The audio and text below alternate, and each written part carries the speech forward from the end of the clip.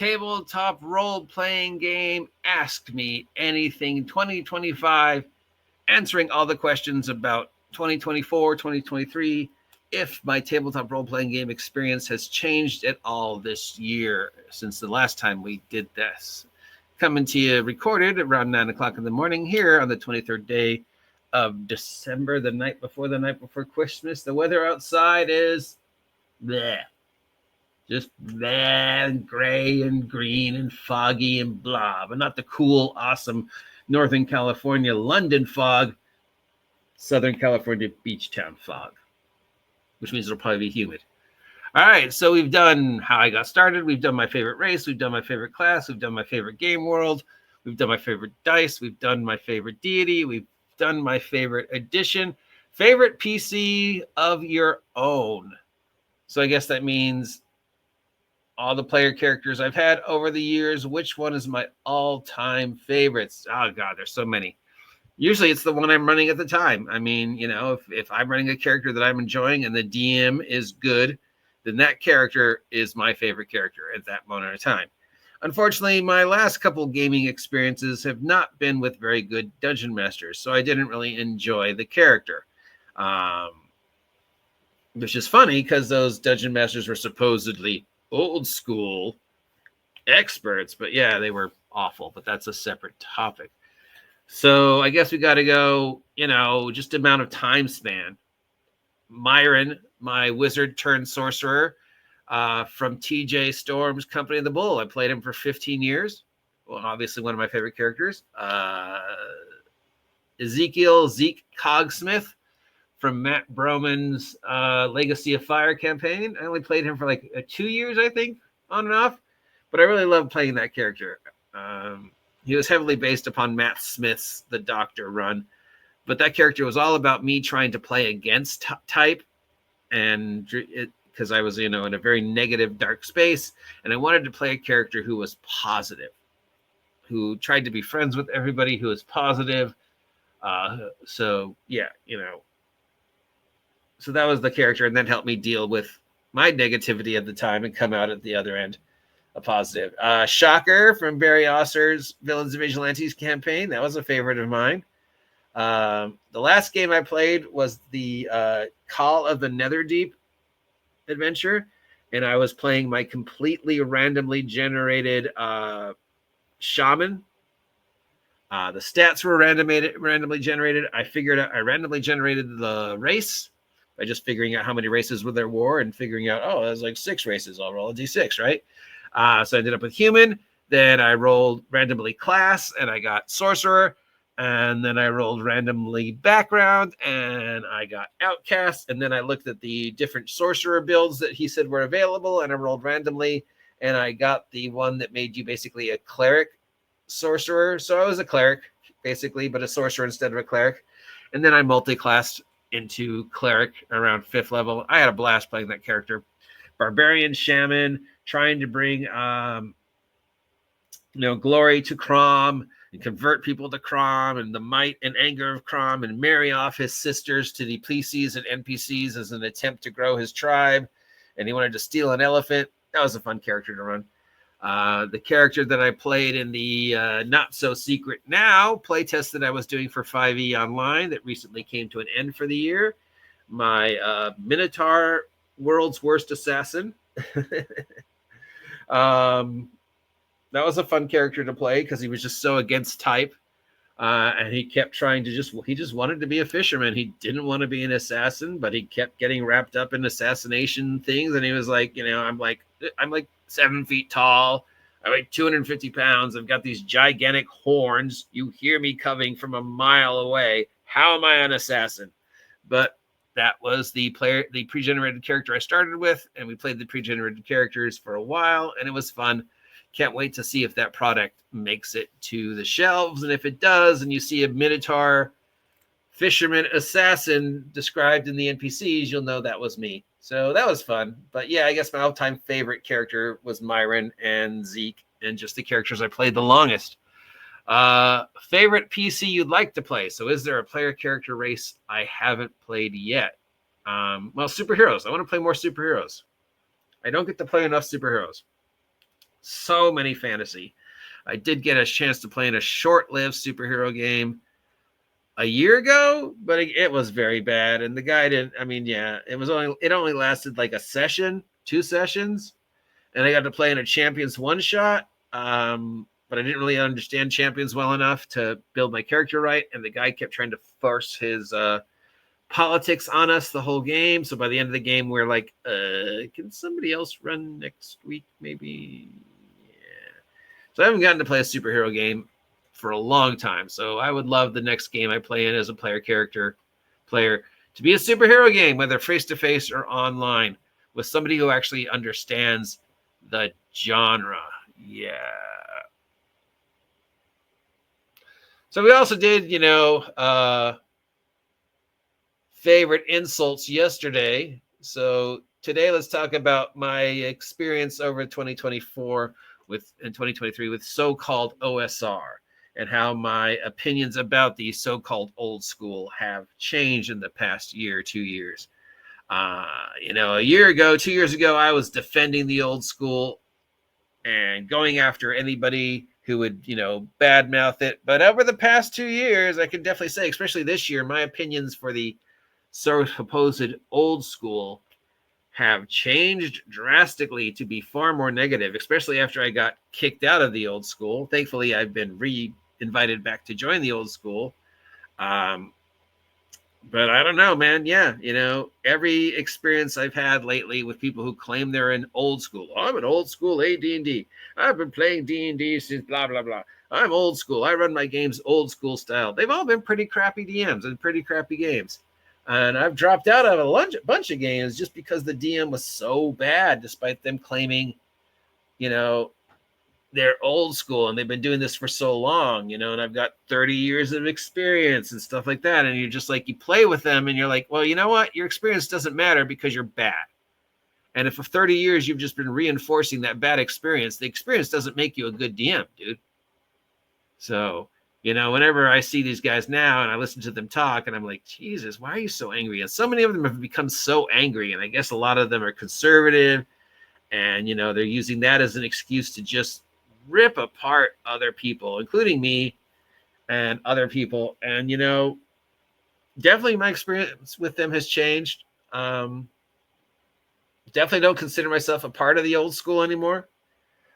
Because I do like modern games, and I do play modern games, and I like 5e, and I'm friends with 5e players, and I'm friends with 5e creators. I don't like what Wizards of the Coast has done with 5e, but I like 5e.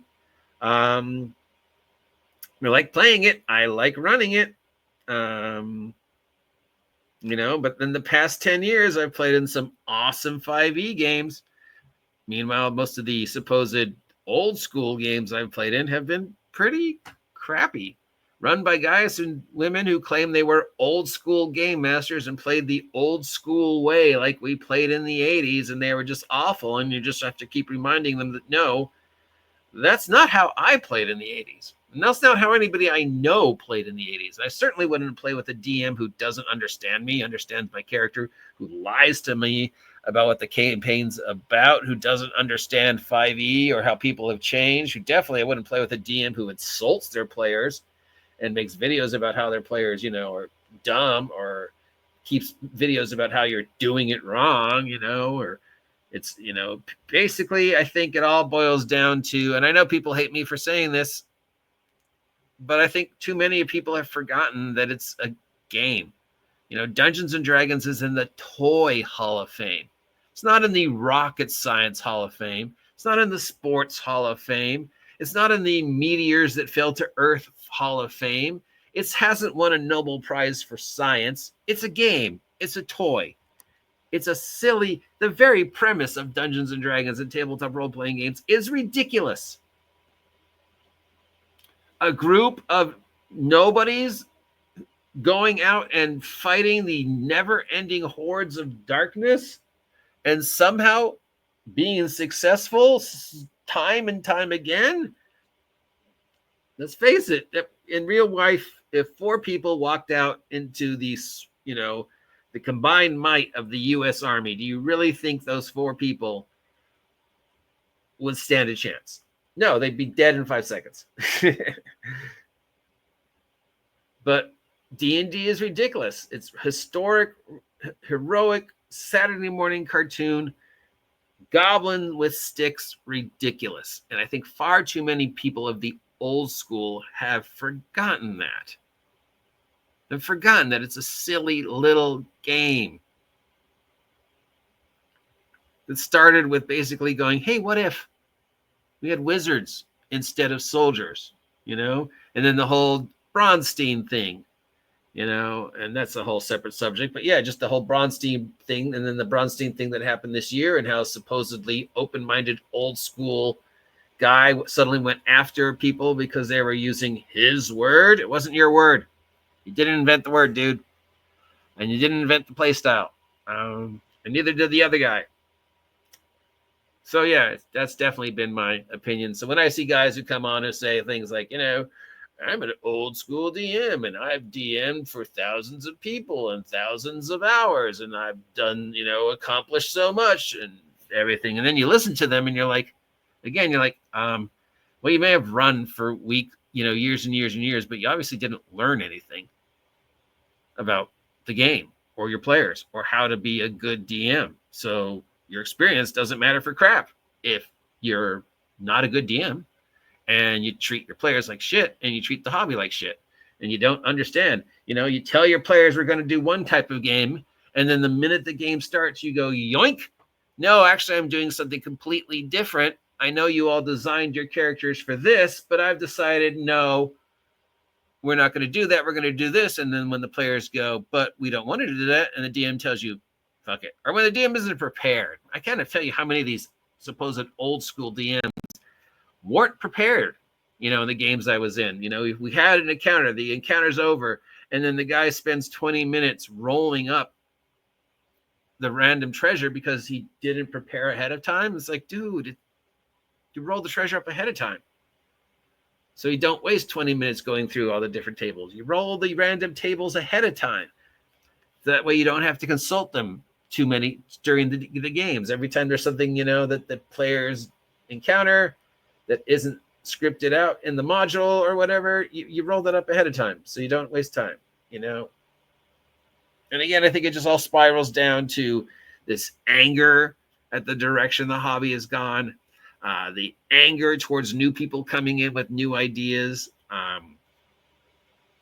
the anger that so many people claim that D&D is inclusive, but really they're not inclusive. They're gatekeeping, and they're proud of their gatekeeping, and they don't want people who think differently at their tables, and that's just sad. So today's question, my relationship with the OSR over 2024 and old school players has definitely changed. I mean, some of them are cool. Some of the guys in the game I'm in have been playing 20, 30, 40, 50 years, and they're awesome.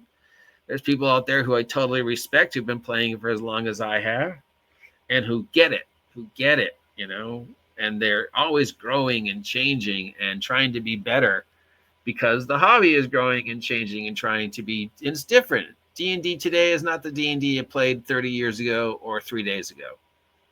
And the players I play with today are not the same. And the DMs are not the same. The world is not the same. And that's okay. That's okay that D&D is not the same. If you just accept it for what it is, it's glorious. Or if you can't accept it and you find another game that does what you want it to do, that's glorious too, because you're playing. You're playing. It's only when you forget that you're playing a game that this problem happens. It's a game. It's a game. It is in the Toy Hall of Fame. And when you remember it's a game, that's when you get the great moments. When you just allow yourself to buy in to the ridiculousness, whether it be a horror campaign or a superhero campaign or whatever. Once you set aside these preconceived notions about experience or old school and just go, hey, let's just play a game about guys with sticks and see what happens. And I'm not going to badmouth you. I'm not going to complain about you. I'm certainly not going to run you over the coals online like I just did. But you have to understand where I am, and in order to understand where I am, you have to understand how I got to where I am. And I think I'm in a lot of ways different at the end of the year, especially in my relationship with gamers, than I was at the beginning of the year. So that's, I think, a good thing. It may have, cost me a few relationships, but even at my age, I'm constantly trying to be a better version of myself. And by being a better version, I can be a better player and a better game master. I think the players in my current game are having fun. I know the players in the game I've been playing with were having fun. So we'll see what happens in 2025. I've babbled for far too long. Thanks for listening to me. We'll be back tomorrow. Happy day before the day before Christmas. See ya.